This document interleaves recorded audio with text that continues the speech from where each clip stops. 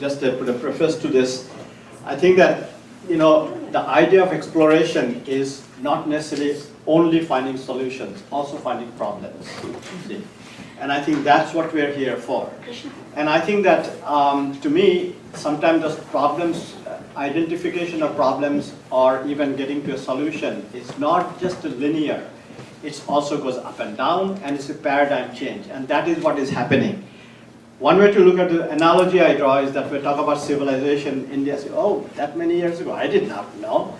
Well, why? Because there's an analogy.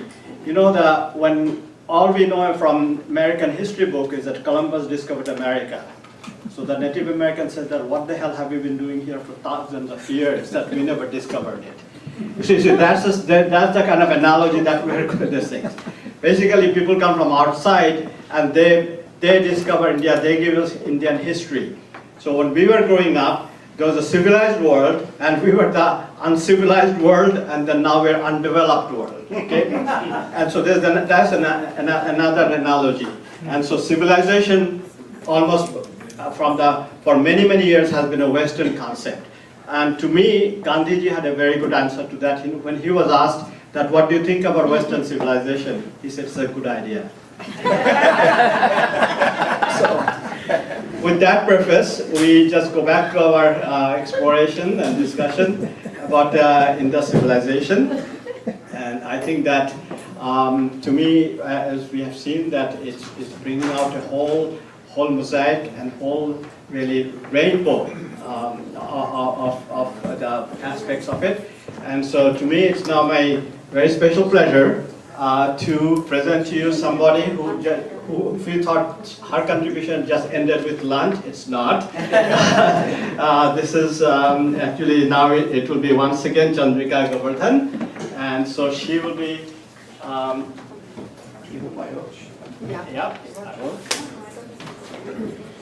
And she will be talking about the philosophy and religion. And just before that, let me mention that.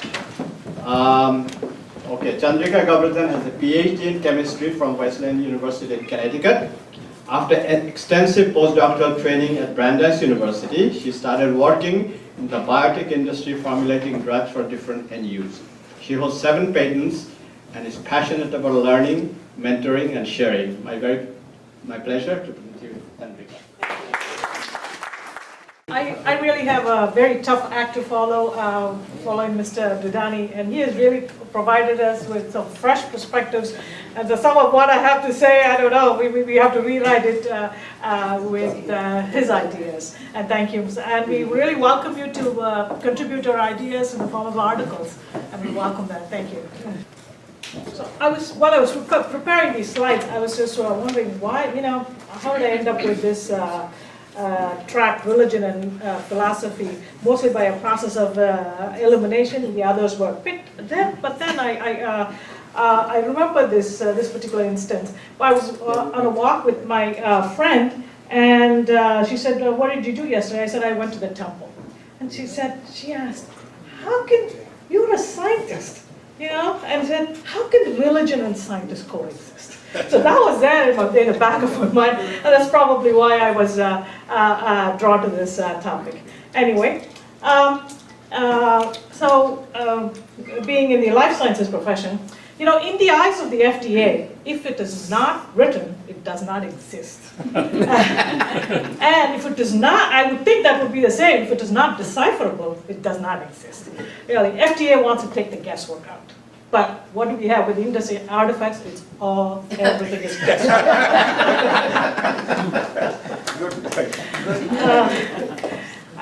So we've all seen the map of the Indus Valley, the expanse, and I want to point out the regions here also. Sometimes we don't pay attention, we pay attention to this region, but there are others.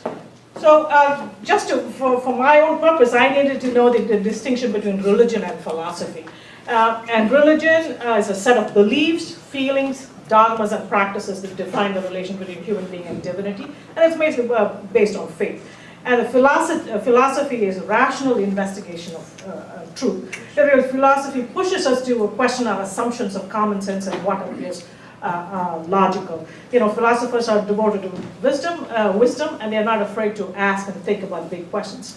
And as I absorbed this definition, it dawned on me, isn't this what Indian tradition about? It asks us not to accept anything, but to test everything by experience, that's Anubhava.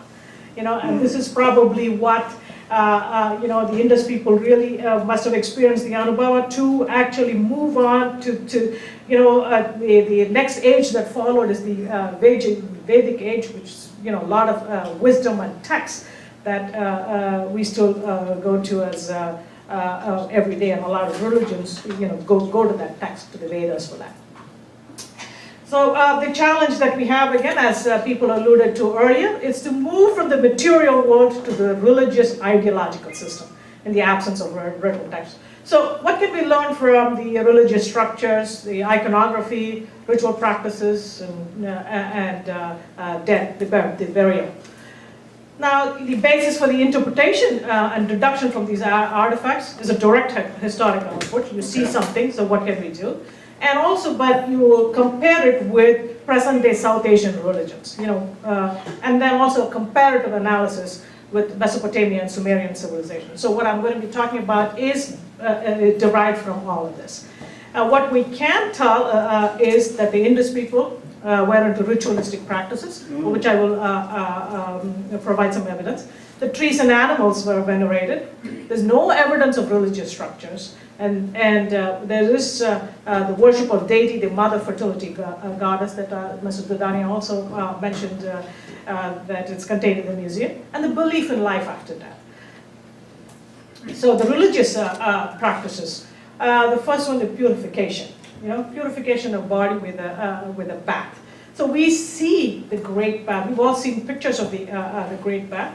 And so is it, why do we have this great bath? This is a large rectangular watertight basin, and this is there even though there are bathing platforms in every house block. So why do we need this structure? Probably, this is where the people assembled for a ritual practice to cleanse themselves, And we also have, recently in October 2014, wells have been discovered in both Dholavira and Kutch. And the one in Kutch is 3 times bigger than the Great Bath. So we also have bathing platforms at Lothal and Kalibangan. Again, back to the question, why do we need the Great Bath structure when bathing platforms are found in every house block? Possibly for purposes of purification prior to a ritual practice, which is a practice still observed. And then maybe they were getting together for rituals coinciding with seasonal changes and astronomical events. I don't know. Just it's all guesswork. Maybe for goddess propitiation. And in the south, at least, where I'm from Chennai. So we actually find body of water within our outside temples that is used for rituals and for purification purposes before certain rituals. And we talked about purification of the body and also mind and body through what we see here on the side. You see a series of yogic pastures. These are terracotta, I believe it was terracotta figurines. So this is preparation of mind and body. Well, everybody else is speculating, so I'm also speculating.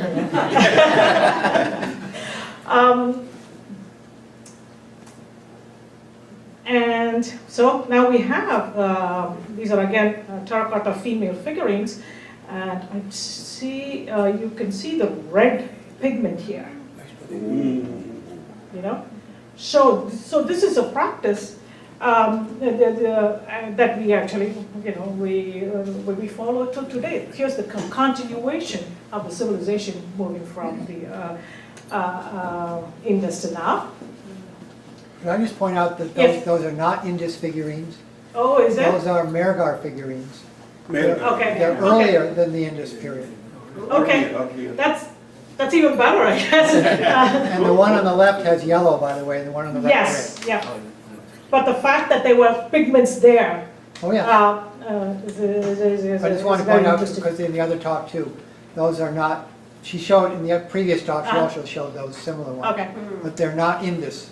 They're pre-Indus. Okay, I think, yeah, I'm glad you pointed out, we're figuring all this, we're bunching everything together as part of the Indus, but I understand But the you can see distinction. the Indus ones are actually much cruder in some respects than these are, so. Uh-huh. Where do they came from then? What's that? Where do they come from? I'm just questioning. Mehergarh. Yes. Well, they come from Baluchistan. Mehergarh. Oh, okay. But you're mentioning that, but they're wearing an upper cloth, but not covering their breasts. We'll come to the question time. Yeah, well, and I will look to our audience participation in helping interpret this as well. So we have an elephant head figurine with traces of red and white pigment. Again, you can see it over here. So this is a 4,500-year elephant head figurine with stylized widespread ears, and we have traces of white and red paint visible on the face. And I suggest that some wild elephants may have been tamed and ritually decorated, a practice that is done even now in India. Again, a continuation of the civilization. And moving on to another ritual practice, a lot of fire pits have been found in Kalibangan. So was fire part of the ritual practice? And we know that the fire is equally important in the Indian religions, and several fire altars have been uncovered in Kalibangan. And and what we also find is a bathing platform that is associated with these pits. Okay. And each pit, this is an important one, had a cylindrical placed, I don't know how to pronounce that, stele, how do you say this, Mrs. Stela. Stela? Okay. An upright stone or slab with an inscription, probably representing the lingam. Okay. That's one of the interpretations. So the houses in Kalibangan, they have a room with a fire altar as well, and cattle bones in some pits. Is this animal sacrifice? We don't know. But what's the other alternative explanation? Could these have been cooking hearths or kilns for pottery? So that's one of the things that we need to take into consideration interpreting this data. Are those inscriptions in the Indus script? Let me go back. I don't know. I have to look.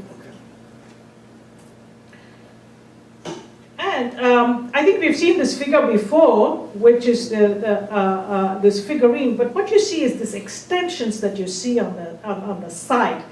And this is they had the terracotta figurines with had headgear with side extensions. These are believed to hold oil lamps. So traces of oil and black residue were actually found in these. So as part of Misraji, as part of Indus artifact, we should create such things, and would be an easy sell. So where did they conduct these religious practices? There were no shrines. We really don't have any evidence for that. There is a citadel mound in Mohenjo-daro that you see pictured here, but we can't really confirm their use for a religious purpose, and there is no evidence of ritual practices or objects. So we're saying that they had all these ritual practices, then where did they do it? Could the religious practice have happened under trees? Possibly unlikely. We see, I'm going to present some seals. I thought there was one here. The seal features we have, I'm sure it's on the next slide, deity-like figure in a peepal tree, and individual adorned with horns and headdress bowed before figure. And this could be possibly a ritual or rite of passage. There it is. Okay.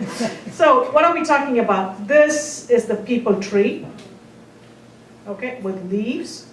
And here the deity inside of it.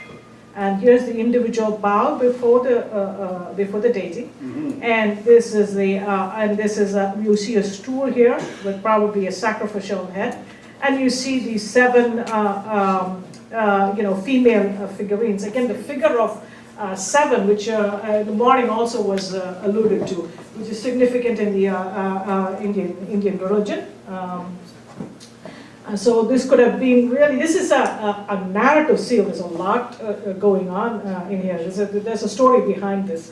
And this is probably maybe a ritual or a rite of passage. And we also have, depending upon whether it is coming from Harappa or Mohenjo-daro, we saw that the deity was inside, but in this seal, what we have is, again, this peepal tree with the arch, under the arch of peepal tree and the deity under it. And you have pots with the peepal tree leaf, the 3 leaves, that is very common. And, you know, and the tree worship, you see this, this is a more recent picture, just saying that we do consider the trees sacred. So could the motive we see in seals and also a continuation of this into the current civilization. So the trees are being worshipped. So they're sacred spaces and symbols, especially in the absence of a temple. They are a place of refuge and sustenance, and they're symbols of fertility and protection. Peepal tree was considered the abode of a horned deity, as we saw, and religious activities involving numerous worshippers take place at the foot of the tree even now. And well, what we also see now, these are, you know, moving from trees to animals, and there are chimeric, these are animals and human combined. I took a chimera from the, of course, the life sciences, and one with also multiple heads. And so the tiger, what you will see in the seals is, tiger is also a common motif. And the struggle between animals and humans probably used to tell stories to children and impart morals. You know, you have all these. How do you share this with the family? You know, and and also we posed the question earlier: were there animal sacrifices? We don't know. But I think in one of the Kalibangan excavations in the fire pit, there was actually a camel a skeletal find that was found. But instead of these animal sacrifices, where the terracotta animals used of votive offerings in place of actual sacrifices, and you'll find a lot of these terracotta figurines also had holes in them. So where these functioned as amulets to protect against evil, etc. And this is the animal motifs continuing again. We saw this earlier this morning. And Mr. Dudani presented the proto-Shiva, the Pashupati seal. And this comes in that, but there's a lot of controversy. You know, people don't want to call it as a proto-Shiva worship, and I think we still need to dig deeper and find out. Okay.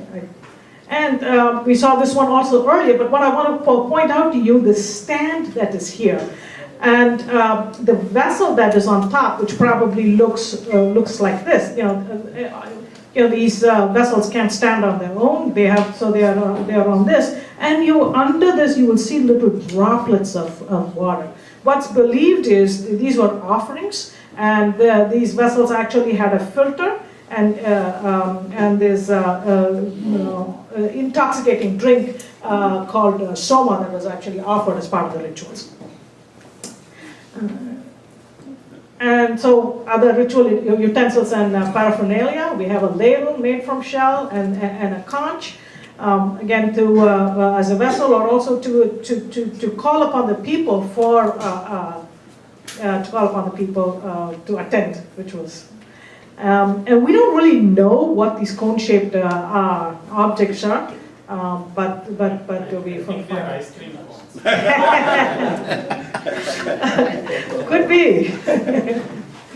Yeah, so and then goddess figurines. And I'm showing you a few different ones that we didn't see earlier. And look at you can focus your attention on this particular one and the one here. So was there goddess worship? I don't know, and I will let Richard and anybody else to participate in the discussion. So who conducts the ritual practices? We said there are a number of ritual practices. Now, who conducts the ritual practices? Maybe the priest king. We don't know. And we've not really, everybody uses the same thing. I don't know how many more of these we have found, but looks this is the only one. There are other icons and symbols. The endless knot, which looks like a rangoli that you put that is practiced even now. And the swastika was already touched upon by Mr. Dudani. So we have the motifs, the endless knot, and it does not appear on other objects. This may be specific to a cultural community. The swastika, here's another interpretation, could represent the Purushartha, the four things, the Dharma, Artha, Kama, and Moksha. And left or right turning may represent different schools of philosophy. Again, this is wide speculation, but I didn't put this in. This is in the literature. And we have the fish shield, we have the checkerboard design, the circle and dot, and the conical stone objects. And could these be phallic symbols? Or could they be part of the pestle, the mortar and pestle? And there are amulets or gaming pieces.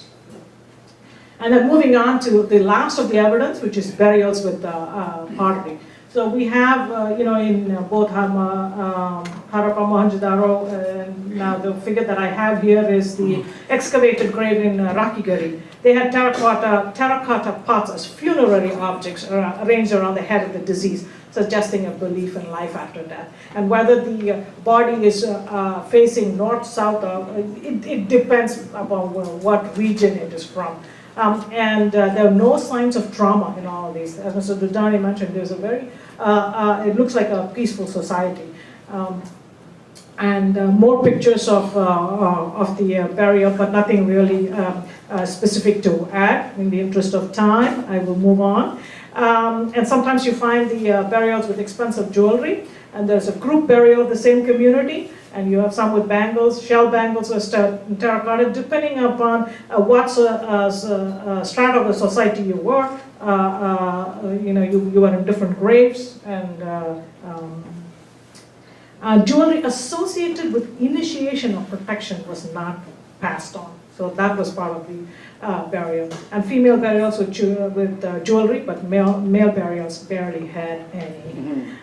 In conclusion, it feels like Indus society was a ritualistic society. We talked about purification of body through bath and yoga, rituals that might have included fire, trees being used as sacred space and symbols, and animals and trees were venerated. You use utensils, conch, and ladles. This is a possible worship of the fertility goddess. Burial finds leads one to conclude that they believed in life after that.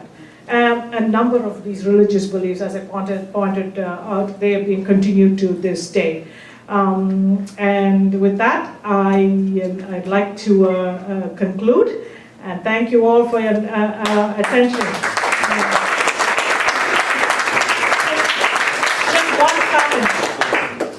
Just one comment. I really enjoyed this journey back in time. Looks like they were, it feels like we are in Kali Yuga now, but I don't know which Yuga they're in. It doesn't seem like that. So thank you again. We have about 5 minutes for question and answer. So if you have a question, please go to the microphone and. Andrika. Yes. I think Sir John Marshall raised the possibility that Mohenjo-daro people may have been Darya-pantris. That means no burial, no cremation. And they used to float their bodies into the river or the ocean. And that could be the reason he says there were no mass graves, there are no multiple skeletons found at Mohenjo-daro. But then how do you explain the grave? There actually have been graves found at Mohenjo-daro. There actually have been graves found at Mohenjo-daro. There are a few of them which were found during the stabilization of the site and the digging of the canals around it to drain the water away from the site. These are not published. They're in the museum in Karachi. But yes, there are an increasing number of graveyards which are found now in this area. So that site recently excavated in Farmana and in Haryana there are a large graveyard and there are an increasing number of graves. So, but this is not, they're minuscule compared to what the population was. So it's a question of where, and the graveyard at Farmana is way away from the settlement. So that's part of the problem, maybe part of the problem. Good question now. You can hold on to it, I think. Let's- You'll probably be nobody able to listen. answer. Fellow, Anybody has a question, please go to the microphone, yeah. greetings from fellows and Chennai citizens. Oh, I have one observation, which is, Richard mentioned in that famous scene of the deity and the people, under the people, there are 7 figurines under the Yep. bottom, mhm. and he called them female figures, but then he also said the gender is not known. Yeah. You also showed it. I wanted to mention that we have a tradition of Sapta Kanika temples in Tamil Nadu. Yep, That's all. yeah. mhm. Thank you. Quick, the last question.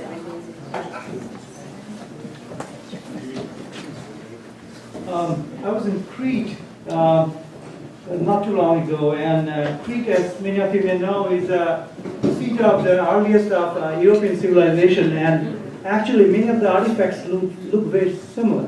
But my question is that it was also found that the Christian people were a Minoan people actually. It's called a Minoan civilization. Anyhow, they were very peaceful people, and they died. Nobody knows how that thing was extinguished. And similar thing was brought out here also. So the question to you, Chandrika, is that how did this civilization was extinguished? I mean, what happened to them? Is there any indication of that? And second question is, any indication of cross-fertilization? There's a lot of it. Climate in the morning. Yeah, I can answer some of it, but I'll let Richard. I think the morning session, the geography person did analyze that, and the climate and the rainfall and so on were kind of part of the problem that Steve mentioned about. Any other question? Let's move on. You have a question, sir? Yeah. Oh, no. First observation, like I like the bibliography at the very end, the references cited. I think it would be pretty useful if you share it to the group or to the outside world. That was pretty neat. Second thing was, what kind of, like in the religion, you always see the different kind of weapons the different kind of gods are having.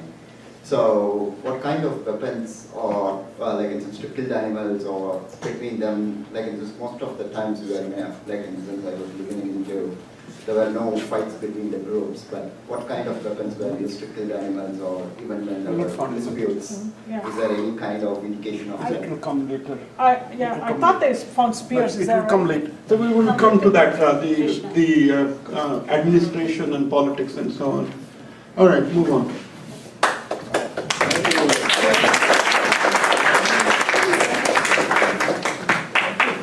So our next topic is science and technology. It's by Krishna Gazula. And let's see. Krishna, please. Okay.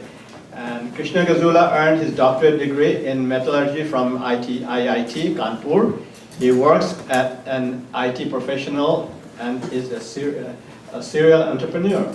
He serves as a teacher in Indian history and philosophy at Shishu Bharati, the School of Language and Culture of India. He's a very active volunteer to IDC. Thank you, Krishna. Okay, great. Okay, thank you for all coming. One thing I will confess, Chandrika, I didn't do any research on ice cream making. So that is excluded, okay, from this presentation. Part of the speculation. Yes. But, so as Richard said, this presentation does not just related to Harappan or Indus civilization, but what we call it is both the entire Sindhu Saraswati civilization, a lot more than just Indus civilization. So that's what we are bringing evidence from. Very precise, a scale with a lot of precision, right? So some of these scales were made to the extent of about 0.005 inches precision. So that kind of scales, and later on they moved on to other types of material, which I'll talk about it. But more interestingly, these scales were made, like later on in Ardhashastra, some of these units were mentioned. Probably they came from when these scales were kind of manufactured or invented. One is UR, which is about 2.2 millimeters, and the major unit is angulam. Even today, before the British came to India, we used to use the word angulam or inch. It's about 17.6 millimeters.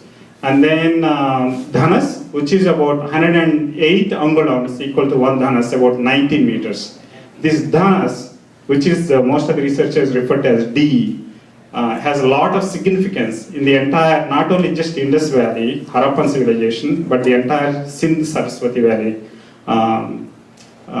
constructions and usage.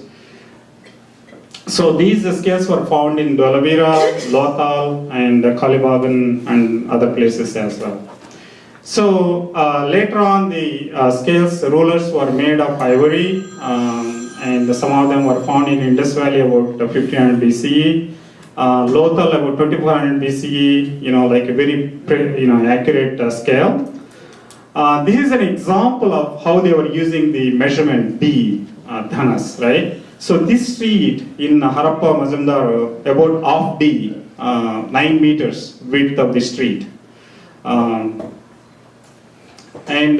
So just to give an example of how widespread these standards are. I think you made a decimal point mistake. One dhanush is 1.92 meters.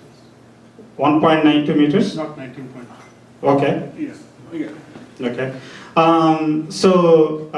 Sitka, is about 38.8 meters of street width. Mohamzadaro about 1D.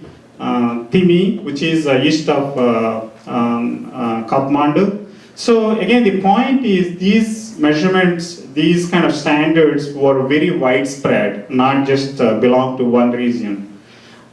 Same way blocks in Indus Valley, 1, 2, 3 kind of a thing, or 1, 2, 4 type of measurements.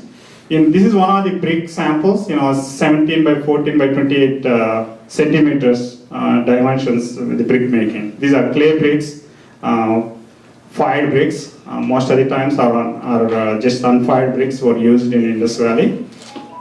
And this is another example of how these standards were used across the across the Sindh Saraswati civilization. I'm not going to go through this in detail, but different ratios when they're building the roads and buildings and lakes, as you saw, Great Bath and so on, and water structures when they're building. They were using these standards, multiples of these, what they were using. And these are angles, made of shell compasses to, build the structures. And in the weights, we have seen, several of these presentations earlier. There are a number of weights were found. For example, in Harappa, in the layer of about 500 meters, which it belongs to about 500 years. They found about 500 to 600 weights. Mostly they're all different, shapes. Basically they're in different conditions. So these are some of the researchers claim these are binary decimal type of weight measurements they were using. But I was talking to some of the people from India. They thought maybe they are octal or multiples of 4. A good example is 4 chalas equal to 1 dhan, 4 dhans equal to 1 rati, and then 8 ratis equal to 1 masha, and so on, right? So these are some of the measurements even today you hear in if you go to rural India. So probably these multiples of 4s what they were using in Sindh Saraswati Valley.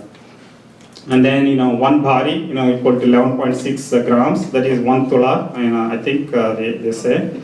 So this seems to be, weights again, looks like they were using very standard weights around in the entire the valley. And, they were using balances. This is one of the samples of balances found in Mohamzadara, probably about, 2600 BC or 2000 BC. So the conclusion is, looks like in modern times, Sindh Saraswati Valley have been standardized some of these measurements, both in linear as well as weights. In terms of science and technology, again, what is science? Basically, systematic knowledge of the physical or material world gained through the observations and experimentation. This is dictionary definition of science. Same way, technology, application of scientific knowledge for practical purposes. That is basically technology. So if you really look into the Sindh Saraswati Valley civilization, there seems to be advancements in science and using that scientific knowledge to advance their life comforts. So my hypothesis is they made several advancements in both in science and technology. So I'm going to look into that by understanding metals and alloys and materials in general. And there seems to be extraction of metals. And someone asked earlier, whether there is any signs of silver in the Indus Valley. So I'm going to look at gold, copper, iron. Especially extensive work was done by Dr. A.K. Biswas in the analyzing metals and alloys from the Sindh Saraswati Valley. And knowledge of alloys looks like, in the late Harappan era, there seems to be copper alloys, bronze, especially, alloyed with tin and arsenic.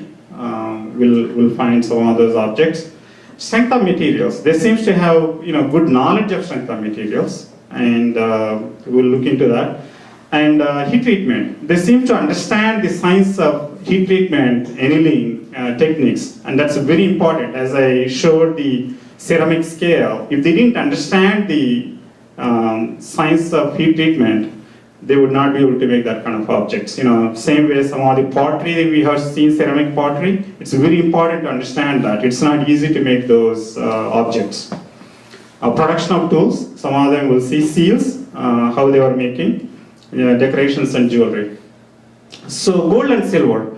So gold is probably easiest material to find because it's available natively as a metal. Sometimes you will hear the stories in West Coast, the Silicon Valley as well, right? You'll find the gold chunks and so on. The people used to find even today. If you go to some of those places, you can actually find gold chunks, right? So probably they were finding gold chunks and they found a way to use it, make it to ornaments and so on, and they were using it. But later on, some of the analysis of these articles led us to believe that probably these were gold ore was mined and then smelted, and then ornaments were made. As an example of that, like a silver component in some of these ornaments lead to maybe gold ore was probably bought from Kolar mines in Karnataka, and ornaments were made. Copper extraction and smelting. Mahigara, basically they found some of the small copper beads, cylindrical shaped beads, which again carbon 14 dating leads us to believe it's about 7800 BCE. And some of the copper smelting furnaces, earliest copper smelting furnace you can see found in Harappa, and the schematic of that furnace is here. It's very interesting furnace. We also use similar kind of furnace even today to make some of the metals, like smelting metals and alloys today. The evidence of first copper smelting come from Mahigara about 4700 BCE.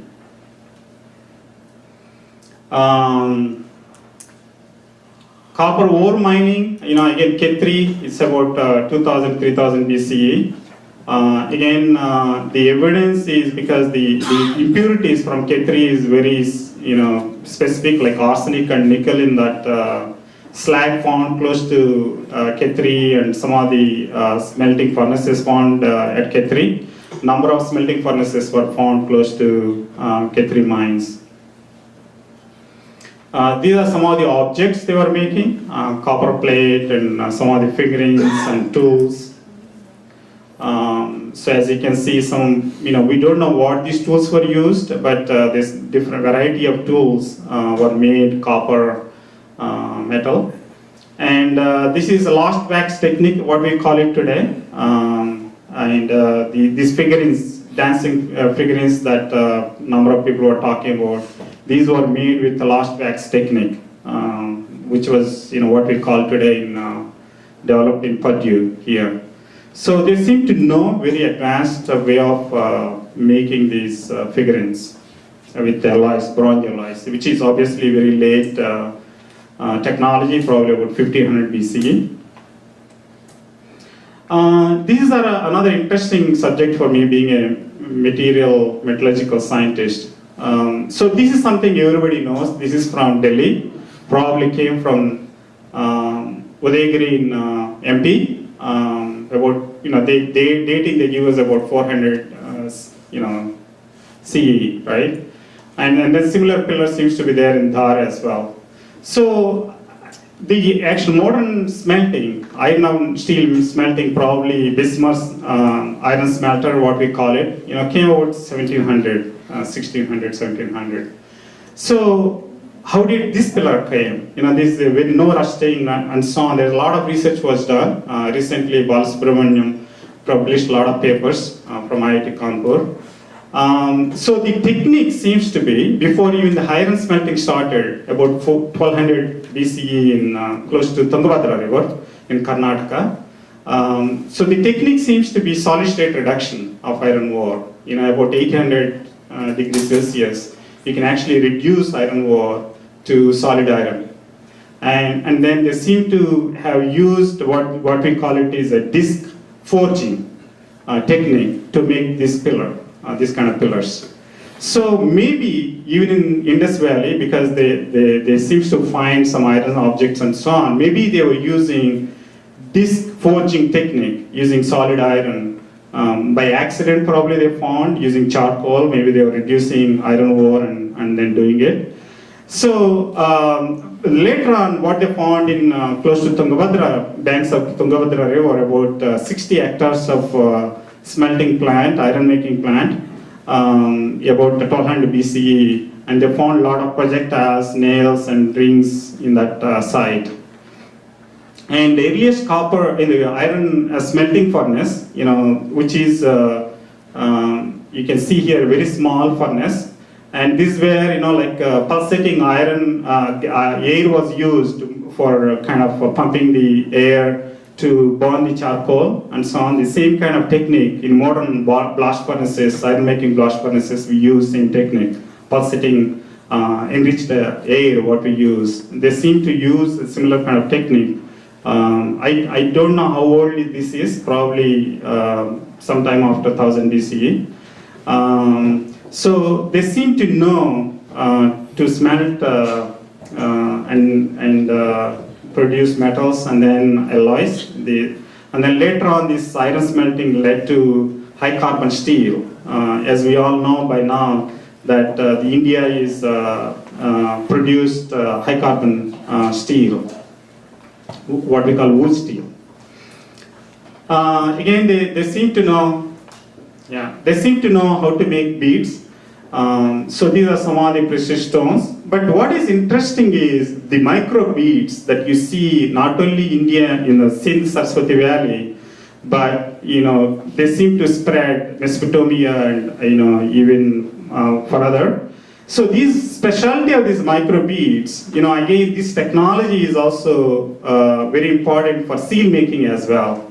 So they seem to kind of use setite to grind, make it as a fine paste, and then using kind of a draw technique, extrusion technique to make these micro beads. These are about 1 millimeter beads with the inner hole about 0.5 millimeters. So you have to really know the technology to make this kind of beads, and then heat treat them so that they don't break and disintegrate when you're making ornaments. As you can see in here, these are kind of necklaces and so on they're making with these micro beads. And these are again ceramic beads, and to make these kind of beads, these are the kind of probably these are copper drills they are using to make these beads, micro beads. These are again some of the bead factories they found in the excavations, and as somebody in previous presenters showed, some of these ornaments and so on, they're using these, these are bangles made of these microbeads. So I think again, from making these kind of microbeads and so on, they seem to know how to kind of control the manufacturing techniques. These are some of the potteries. Again, these potteries are, it looks simple, but it's very difficult to make these. You need to really know the technology in order to make some of these. For example, these vessel with holes and so on. If you don't know how to kind of control the temperature and so on, they can crack at that holes and so on, and can really create a lot of problems. And same way, some of the other soma drinking vessels, they're not easy to make. It's very easy to develop stress, and you can crack them while you're manufacturing them. So you need to really know the technology quite well. These are, for example, seal making, same thing. This is a boat encryption. So again, the seals, most of the seals to be, like before the metal came into the picture, like copper and copper alloys, they were all ceramic seals. So again, they seem to use same technology that they were using for microbeads, making some of these seals. And they seem to have exported some of this technology. This seal found in Mesopotamia. As you can see here, this humped bull, again, seemed to be an indication that it actually probably came from Indus Valley and is traveled to, because some of these trees and so on, very typical to Middle East. So probably the technology traveled outside of India. Again, some of these seals, similar kind of technique probably they used to make these seals. So moving on to another subject, astronomy. Again, the evidence that found in Dolavira, these structures, some of the researchers believe probably was kind of observatory. As you can see here, they were trying to kind of figure out what this is. And in the next picture is you can see that based on the retracing what this structure could be, probably they were kind of trying to use some of these observatories to figure out how seasons come, and this angle, for example, pointing to what we call pointing to Saptarishis in the sky. So they seem to know astrology. And that astronomy, and using that techniques to figure out seasons and so on. And transportation. And again, this is a modern, like you can find this kind of bullock cart in Pakistan today and some parts of India as well. This is a toy cart found in Indus Valley. There are some other carts and wheels. And interestingly, in Harappa, there are more than 2,700 fragments were found.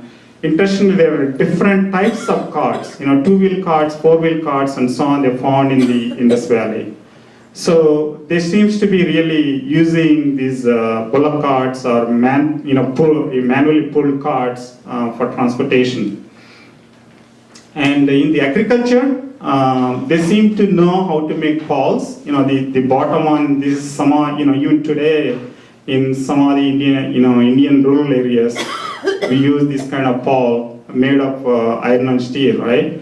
So this is a terracotta toy pawl, and this is about 2,800 years old field. I don't know how they found it, and from Kalibagan. So again, they were using technology to make advancements in agriculture. Same way, they were using technology to store food. These are some of the Kalibagan, about 6,000 BCE granary they found, Naigara. And this is Lothal, it looks like some warehouses for storing food. Again, they were kind of, using technology to preserve that. And again, water management. We have seen a lot of slides, the tanks, what some of the research call is great baths. And again, as Chandrika said, we don't know whether they're great baths or purifying things or water storage tanks, but they seem to kind of know how to manage water. Again, this is something came from Dolavira. Mazumdaro, and the Great Barrier Complex. In Lothal, they seem to kind of use modern techniques. Like out of the 48 hectares total township, about 12 hectares they were using for storing water. So 1/4 of the total space they were using for storing water. So they seem to know. I mean, again, it's not just one place, either Harappa or Mazumdaro. The entire valley seem to use similar kind of techniques to manage water. So in conclusion, basically what we see is they seem to have made several advancements in science technology. Smelting ore, extraction of metals and making alloys, production of tools, and decorative items, forging and heat treatment. They seem to know how to kind of use the techniques to produce metals and materials. Complex material processing, microbeads we have seen. In today's modern world, making those microbeads is not a small task. Making seals, they seem to know. And they seem to have made advancements in astronomy, transportation, agriculture, food storage, and so on. Third, sanitation, and I'll take very short time on the hygiene and sanitation. So again, they seem to be very particular about hygiene and sanitation and health, and then keep it healthy, keeping healthy. There's an example. Even compared to modern India today, we seem to throw water everywhere and make it dirty our surroundings. But they seem to be very particular how they dispose the water. So water disposal is very important for them. As you can see, this is a well, and they are draining the wastewater into a sump, and then taken out from your living area, right? This is again a kind of commode kind of thing, and water tub for cleaning after use. And these are, like a drainage. This is a small street, probably a side street, and then this drainage around that small street. This is another view. Again, covered, wastewater, like drainage, right? And this is again, as we've seen in the Great Bath. So these are some of the techniques they're using for wastewater disposal. So they seem to know how to manage wastewater quite well.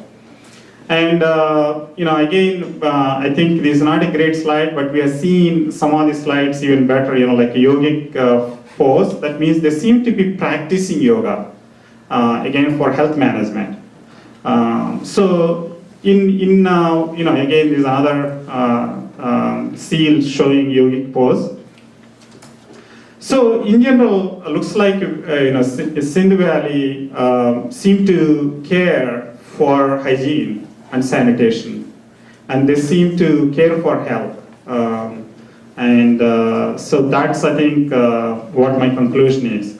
So overall, I think they were standardizing the entire region, not just in Harappa and Mazumdaro, but entire Sindh, the Saraswati Valley. They made several advancements in science and technology, particularly metals and alloys, which is very particular to that region. And they seem to care for hygiene and sanitation. So that's basically with that. I thank you for it.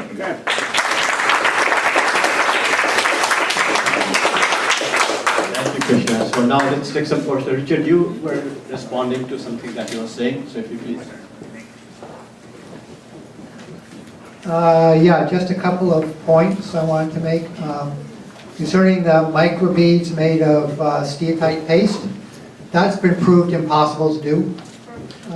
And basically on the basis of the study of the material science of that. And what is now clear that they did is that they basically cut pieces of steatite in chunks, put holes through them, very, very tiny holes, either using a very, very small copper drill or using even a thorn from a kika tree, basically. You can do it with that because the material is so small. Then they would basically shape the bead by hand. and grind it on a stone to make it the right size. And they did this and they have the actual workshop where they have all this material in place. Yeah, I have read that. Actually, this research was done by Dr. A.K. Biswas, who is very a material scientist from MIT and IIT Kanpur, and he has studied quite well some of these materials, and he has suggested these were made of finely ground setite. No, actually, it was Hegde from Baroda who first suggested that. Okay. And as I said, there have been recently done experiments on this, and it's not possible to do. Yeah, I mean, different people have different opinions, but Well, this is yeah. this is a scientific debate, okay? Yeah. Next point. The next point is that I think it's important to understand that from the point of view of the inscribed materials, there are seals, there are sealings, which are the stamps of seals, and then there are something which are called tablets. And Yep. the tablets can be incised or they can be molded. Right. The molded tablets are basically, they make probably an original wooden mold, basically, and then they push material into it, and they make multiple copies of the same thing. Yeah. And this can be done on using either clay, or it can be done using faience. And the faience technology of the Indus civilization is without parallel in the ancient world. It's better than the Egyptian faience. It's multicolored faience, which is very unusual. And this is one of the high points of Indus technology. Okay. Another high point of Indus technology is their copper working, which is quite remarkable. And there's been a lot of work on sourcing the copper and on looking at the techniques of conifer manufacture, which are very sophisticated. A final thing is that nobody's pointed out here in the decorated material. Somebody showed a bango of with the edges, like scalloped edges out of it. That's made out of faience, actually. That's a faience bango. Faience is silica, which is ground up and basically fired to a very high temperature. The other thing which they did, making to a very high temperature, they made a true stoneware. Stoneware which is yet to be able to be replicated. It's extremely hard, and it's fired in a reducing atmosphere to make it black, or sometimes the canister breaks and it actually turns out red because it gets oxygen in it. But these are other examples of the remarkable technology of the Indus people. Okay, somebody asked me about silk. Yeah, we found basically a necklace of copper, and preserved in the hole in the beads, basically, were strands of material and it was determined that this was actually silk, and the silk was has been identified as being from local South Asian moths, basically, silkworms, and not from Chinese ones. And this sort of tussar silk basically is well known in India. There was a big trade in it in the 19th century. There were people from Britain who went to India specifically and set up silk plantations and what have you for the local silk worms, basically, and developed this silk industry, which was eventually overtaken by the massive Chinese industry. But you can still get tussar silk to some degree in India today. Any other questions? What on tin? Tin, what's that? Tin, because tin is important for making bronze, and tin is not available in India. That's right. Tin ore is not available, but I think some of the probably the smelting that was done, copper ore smelting was done. Maybe it has traces of tin. One sample that I have seen was 7% tin in some of the samples they analyzed. So probably the copper ore source they got maybe had some impurities of tin. Don't know. But only one sample out of 20 or 25 that I have seen has about 7% tin. Thank you.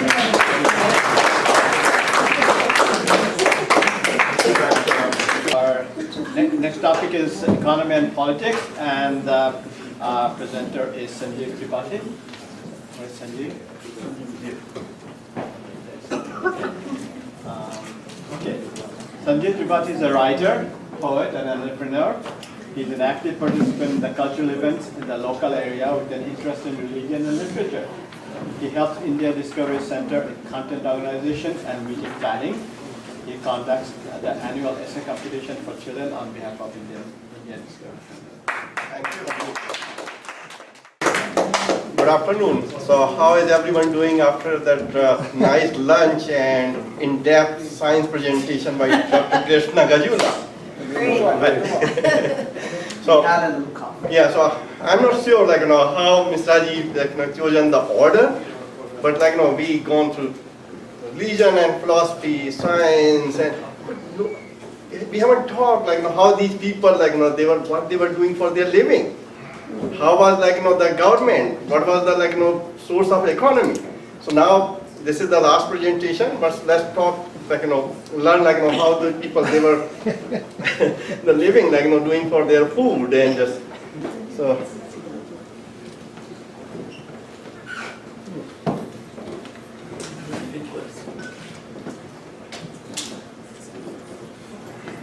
Okay, so here in this presentation we are going to talk about there are two sections. One is economy and politics. Economy is so let's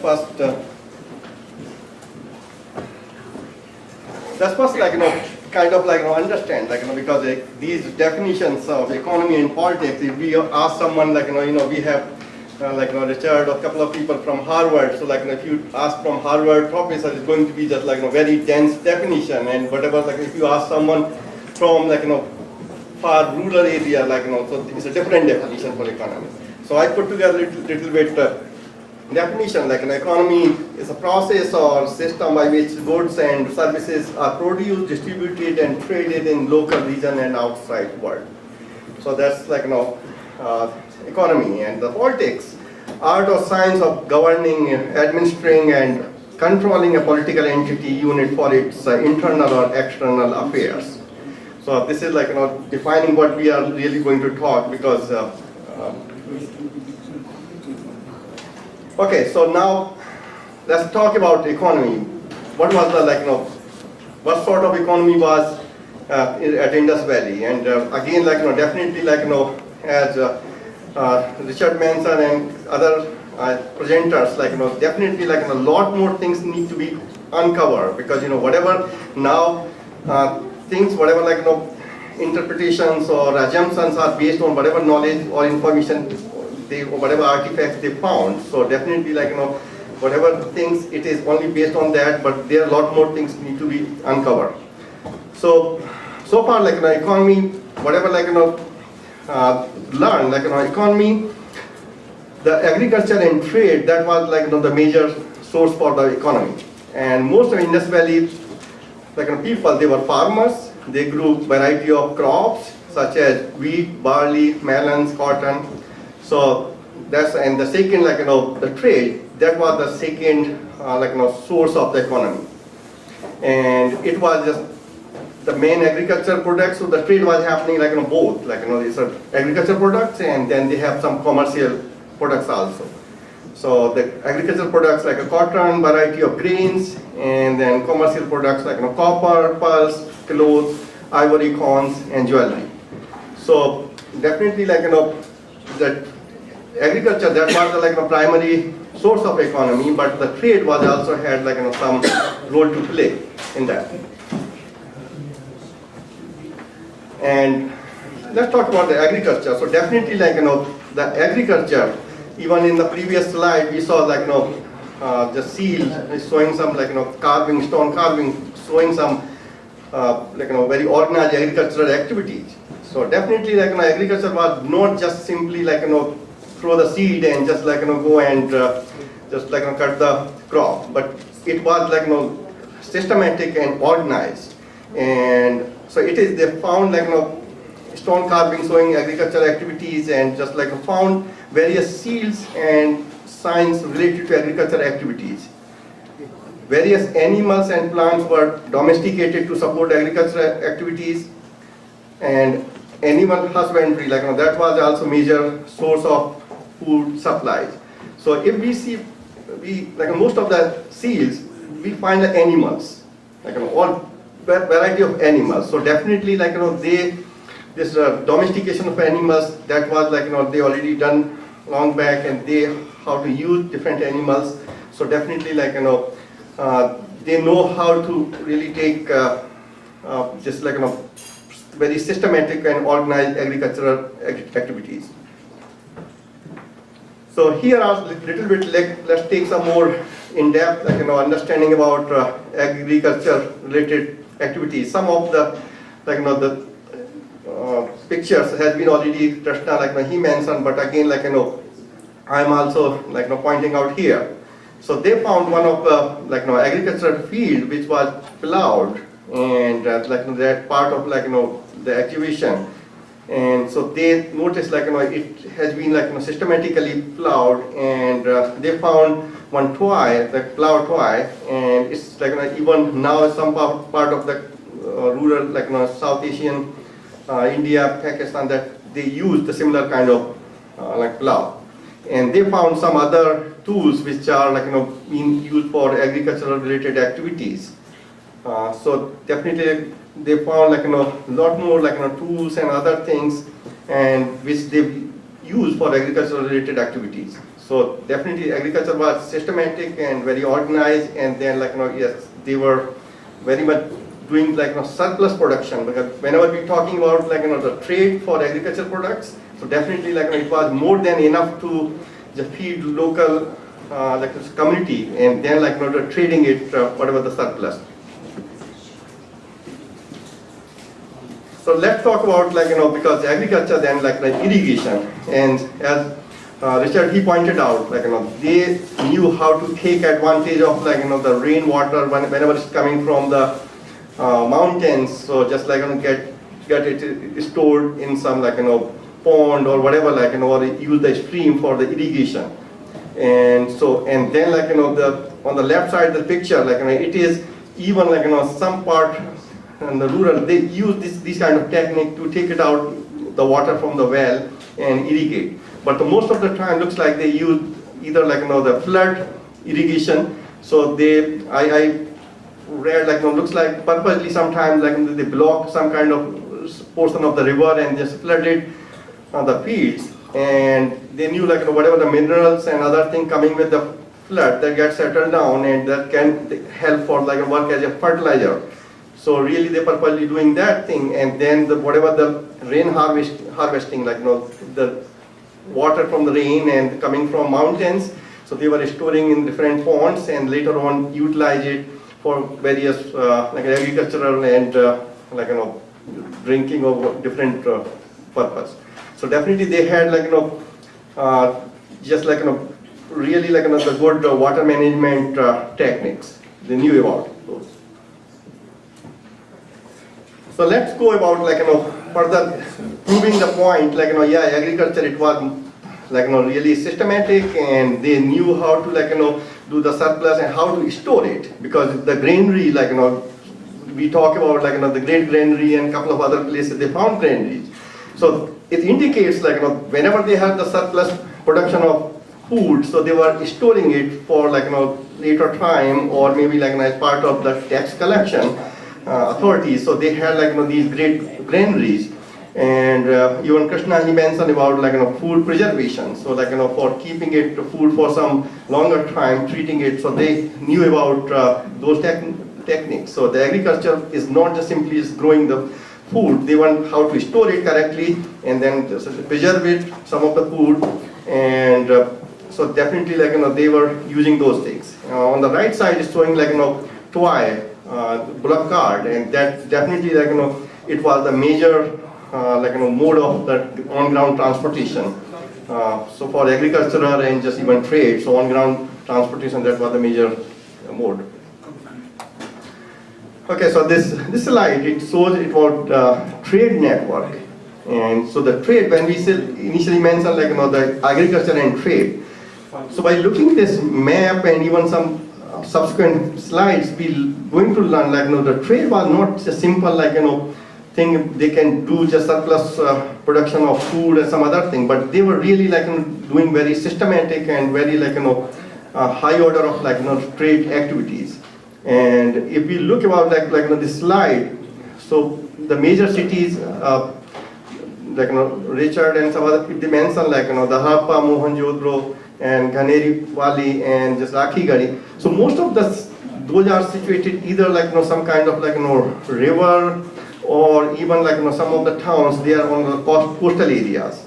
So the trade, the right away indicates, because whenever like agricultural society, whenever like the cities got or towns like they got established, definitely like the trade, that was the major thing. Like the cities and towns always like even now, and the trade centers, big trade centers. So and all the time this like established near like water, so to take advantage for the transportation and just like so the river or sea. So this next slide, like this shows like on the left side the boat is still like we saw one of the seal, and so flat bottom boat, even right now in that region they use that. So there were a lot more like maritime activities, and on the right side, the top, this elephant seal, and this seal like particularly I think whatever is unanimously everyone agreed like this seal being used for trade purpose. So whenever like they were selling, they were sending some goods, so this seal they will use like put the label like to who is the person, to whom the owner and other things. So and then bottom on the right side like it's showing some measuring like balance and some weighing methods. So like definitely like they know how to really like all these trades doing like use all that like the weighing methods and discounting. So definitely like a lot more these things indicates the trade was like really happening at the really with the very sophisticated and very like heavily. And this slide, it shows about like map. So the one thing like the trade or whatever like the activities were happening in this area. So it's not only for the raw material which they were getting from the just local just mines or local like places. Even like from too far like Krishna mentioned from Karnataka, they got like gold. And they got like silver from like some Afghanistan, K3 from copper. So it was somehow like it become like trade and just like a manufacturing center. They were getting this raw material from like too far places and getting those processed here, and then like maybe I can say just like distributing those finished goods in other part of like other regions. So it's showing the network about like the raw material they were getting from too far and just like bringing it and process and just like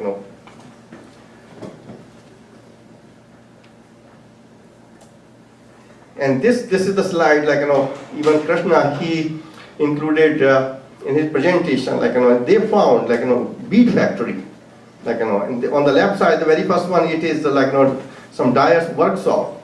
Okay, on the middle one it's showing some unfinished cell circulates. So basically like you can see like some raw material, some factories, some like some finished products.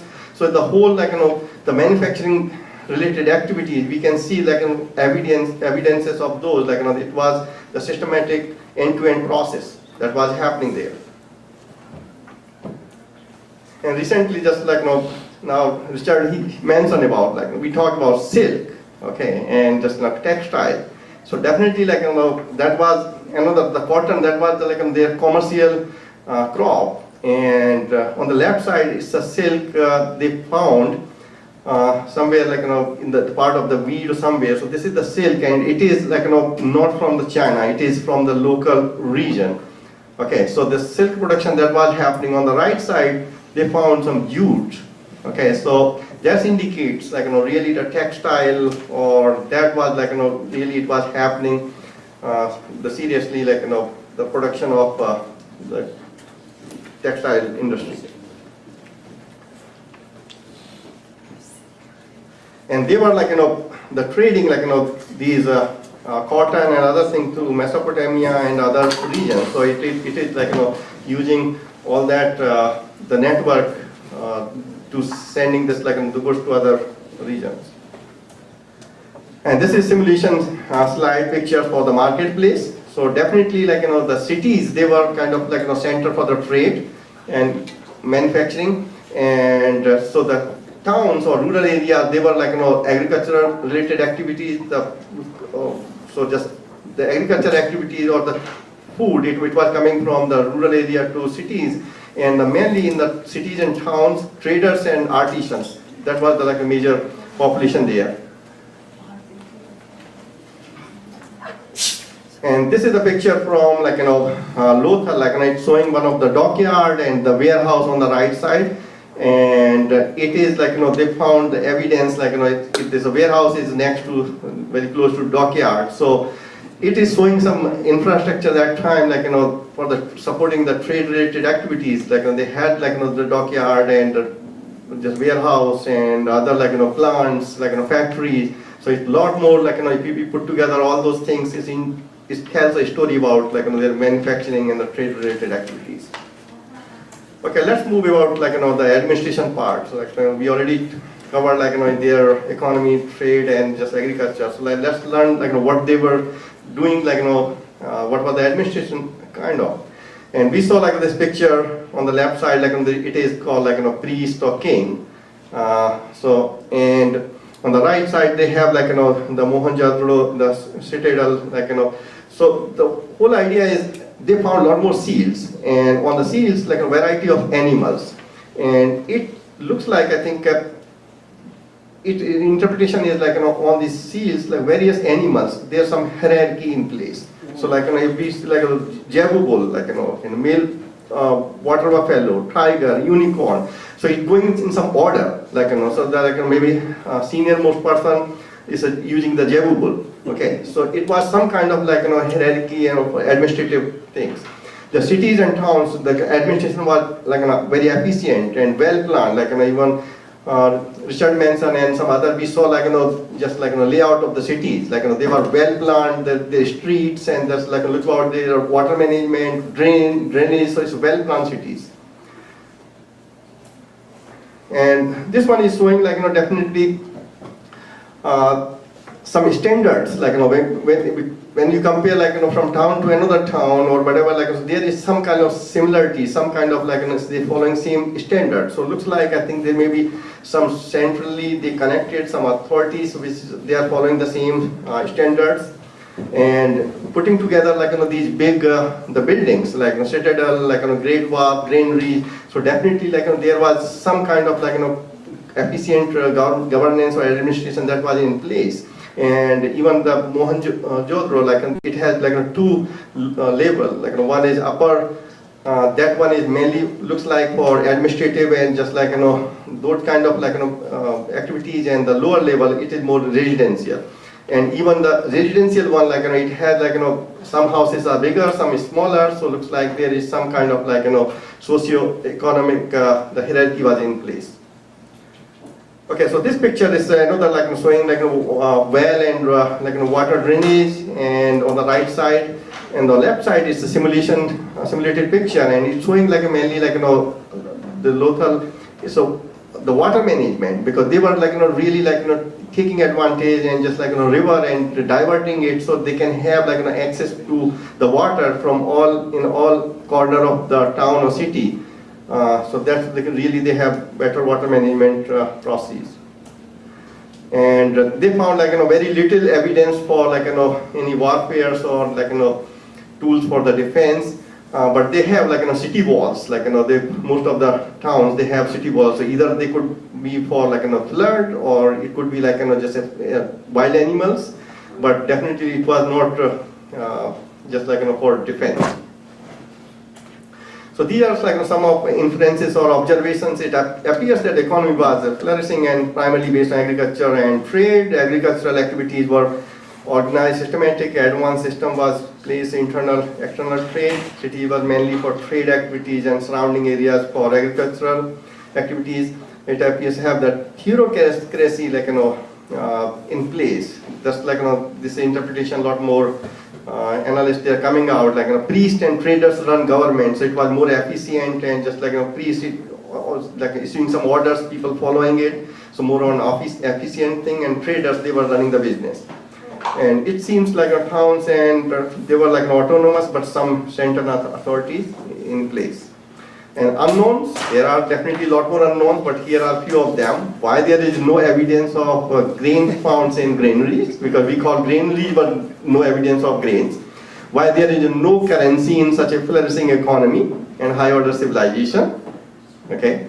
And how the Indus Valley cities and towns were interconnected politically.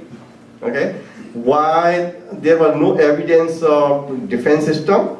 Okay. Why seals were in abundance. Like some people, some speculation is like they could be used as a currency, but like because if you can find big numbers like the seals, so these are. And then what was the process of like choosing ruler? So these are like some of the questions, unknown questions. Here is some take-home message. People were farmers and traders with a transportation network. Possibly all trade was water, no evidence of currency.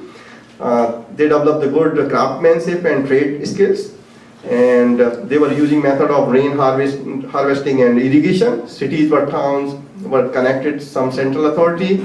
There was administrative units in the settlement, but overall, like no king kind of rule. It seems there were little defense arrangements. So these are the yamis, I think, be coming out some interpretations.